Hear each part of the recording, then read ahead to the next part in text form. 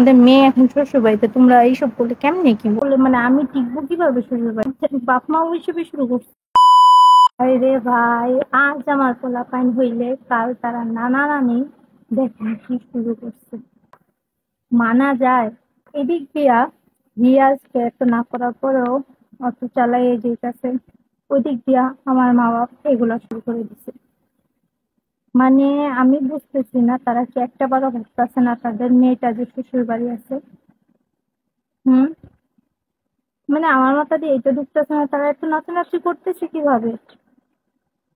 তারা হলো কয়দিন পর হবে নানা নানি, তারা এমনি নাচানাচি করলে ভবিষ্যতে আমার পোলাপাইন কি করবে? এখন আমার শ্বশুর বাড়ির লোকেরা কি বলতেছে বলেন? তাদের মাথায় একটু কি সেন্স নাই যে তাদের মেয়েটা শ্বশুর বাড়িতে আছে, শ্বশুর বাড়ির লোকজন এইসব দেখলে কি বলবে? এদিক দিয়ে তারা এগুলো করতেছে, ওদিক দিয়ে আমার জামাই অটো চালায় যেতেছে। আমি বুঝতেছি না তারা সুস্থ মানুষ নাকি আমার মাথা নষ্ট হয়ে গেছে। সবাই এগুলো করলে মানে আমি টিকবো কিভাবে শ্বশুর বাড়িতে? আমার মাথা দিয়ে এটা ঢুকতে আসে না ভাই।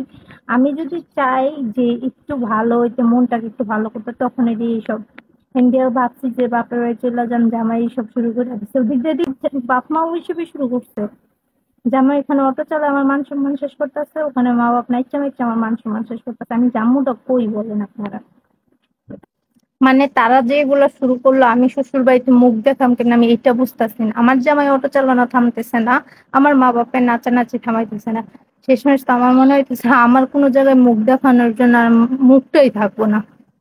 এমনি গ্রামের মানুষ একটু কথা পাইলে এনতিকা তাল থেকে তিলেতে তাল করে মানে হাজারো এই করে। তার উপর আমার জামাই অটো চালাইতেছে, আমার মা বাপ নাচানাচি করতেছে। মানে আমি যে কই যাবো আমি মানে বুঝতে পারতেছি না, আমার মাথা দিয়ে ঢুকতেছে না। আম্মু তোমাদের বয়স হয়েছে, এগুলো কি করতেছো? তোমাদের মেয়ে এখন শ্বশুর বাড়িতে, তোমরা এইসব করলে কেমনে কি বলো?